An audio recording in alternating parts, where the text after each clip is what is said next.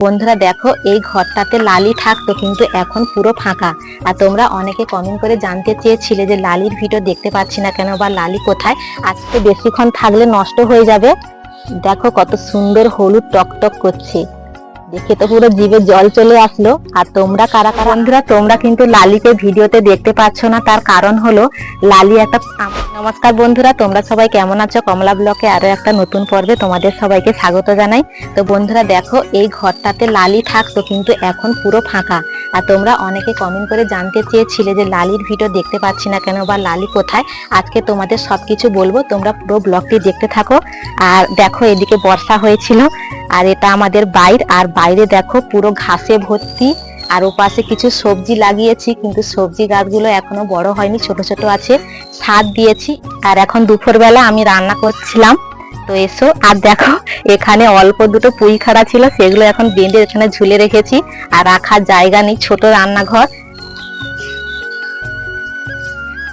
দেখো, ভাত হাঁড়িটা হয়ে গেছে। তো আজকে নিরামিষ রান্না করছি, কারণ এখন যে বৃষ্টির পর বৃষ্টি হচ্ছে, পুকুর এত জল হয়ে গেছে, আর মাছ পড়বে না। আর সবসময় নিরামিষ হয় না, সন্ধ্যাবেলা করে বা বাজার গেলে মাছ নিয়ে আসে, এই দুপুর বেলাতে নিরামিষ খেতে হয়।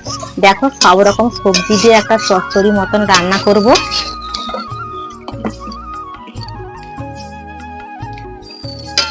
তো বন্ধুরা, চচ্চড়িটা একটু নেড়ে দিয়েছি, লবণ দেওয়া হয়নি, তো এখন আমি লবণটা দিয়ে দেবো।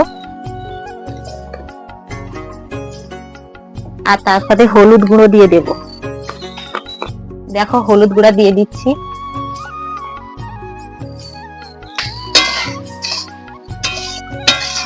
বন্ধুরা, একটু লবণ আর হলুদ দিয়ে একটু ভালো করে নেড়ে নিয়েছি। এখন একটু ঢাকা লাগিয়ে দেব, সবজিগুলো একটু সেদ্ধ হোক। আর আমাদের টাইম কলের জল দিয়েছিল, এখন গিয়ে দেখবো জলটা আছে কিনা। তো দুপুরবেলা আজকে জল দিয়েছে, জলটা ধরা হয়নি। তো জলটা ধরি, তার কারণ হলো পুকুরে এত নোংরা জল, ওই জলে তো ভাত রান্না করা সম্ভব না। সেই জন্য ওই টাইম কলের জলে রান্না করা হয়, চান করা হয়। তো এই বালতিটা আমি নিয়ে যাব। আর দেখো, এই একটা ছাদ মতন আছে, এখানে জল পড়ে, সেই জন্য বালতিটা বসিয়ে রেখেছিলাম, না হলে রান্নাঘর পুরো ভিজে যাবে। তো দেখো, এখন চলে এসেছি জল ধরতে। তো এখনো পর্যন্ত জলটা দিচ্ছে, তো ভালো হলো। এই যে দেখো,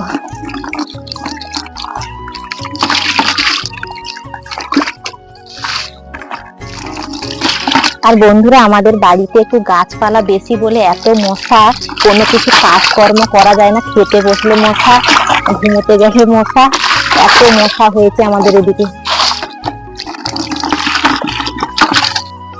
আর এখানে যে জল ধরছি, তো এখানে অনেক গাছপালা ছিল, সেগুলো পুরো কেটে দেওয়া হয়ে গেছে, কারণ বাড়ির সামনে এত অঞ্জর থাকলে সাপ খুব হতে পারে, সেই জন্য। তো বন্ধুরা, তোমাদের একটা কিন্তু ভালো জিনিস দেখাবো, এসো তোমাদের আমি দেখাবো।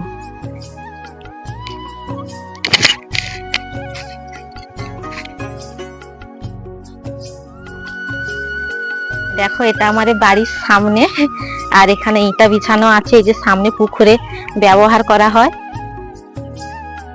এখানে থালা মাজা অন্যান্য কাজকর্মগুলো করি। কিন্তু যে ভালো জিনিসটা তোমাদের দেখাবো বলেছিলাম, তো চলে এসেছি। দেখো, আনারস পেকে পুরো গাছে হলুদ হয়ে গেছে, কিন্তু এখনো পর্যন্ত পাড়া হয়নি। দেখো কত সুন্দর, দেখো হলুদ হয়ে, দেখো। আর সেনও খুব সুন্দর বেরিয়ে আসে।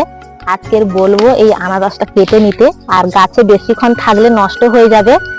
দেখো কত সুন্দর হলুদ টকটক করছে, দেখে তো পুরো জিভে জল চলে আসলো। আর তোমরা কারা কারা আনারস খেতে ভালোবাসো অবশ্যই কমেন্ট করে বলবে। তো আমাদের দুটো হয়েছিল, একটা মাসির বাড়িতে দিয়েছে, আর একটা বাড়িতে রেখেছি। আনারস তোমাদের দেখিয়েছি, এখন আমি রান্নাঘরের দিকে যাচ্ছি।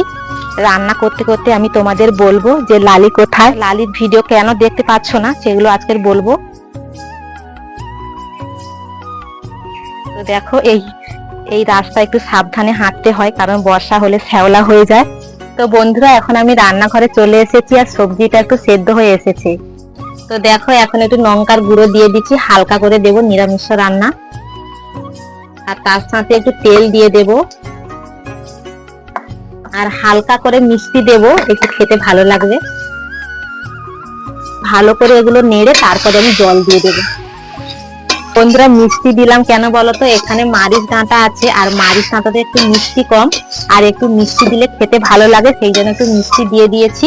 তো এখন আমি জল দিয়ে দিচ্ছি। তো বন্ধুরা দেখো আমাদের বাইরে আর চারদিকে পুরো ঘাসে সবুজ হয়ে গেছে। তো লালি থাকলে মানে খাবারে কোনো সমস্যা হতো না।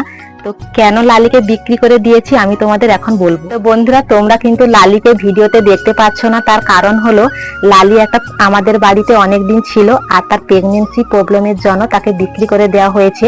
শুধু সেটা না, তো এখন আমার মেয়ে আছে, মেয়েকে আমাকে লক্ষ্য নজর করতে হয়। আর এখন লালিকে আমি ঠিকঠাক মতন খাবার দিতে পারবো না, আর লালি অনেকটা রোগা হয়ে যাবে। আর আমার যখন ডেলিভারি হয়েছিল, ডেলিভারির পর তখন বাড়িতে তো কোনো মেয়ে মানুষ ছিল না, আর লালিকে তখন ঘাস দেওয়ার মতন কেউও ছিল না, প্রচুর রোগা হয়ে গেছিল, শুধু খড় খেয়ে আর জল খেয়ে ছিল কোনো রকম। লালি থাকলে আর লালিকে তো ঠিকঠাক মতন খাবার দিতে হবে, আর ঠিকঠাক মতন না খাবার দিতে পারলে আমরা মানে আমাদের পাপ হবে। সেই জন্য বাছুর রেখে বাছুরকে ঠিকঠাক মতন না খাবার দিলে, তাকে না যত্ন করলে সে রোগা হয়ে যাবে, না খেতে পেয়ে তার শরীর দুর্বল হয়ে যাবে। সেই জন্য লালিকে বিক্রি করে দিয়েছি। তো আমার মেয়ে এখন ছোট আছে, যখন আমার মেয়ে একটু বড় হবে মানে হাঁটা চলা যখন করতে পারবে, তখন একটা লালির মতন ছোট বাছুর নিয়ে আসবো, নিয়ে এসে তাকে তখন আমি যত্ন করতে পারবো। তার একটাই কারণ, তখন মেয়ে একটু হাঁটতে পারবে।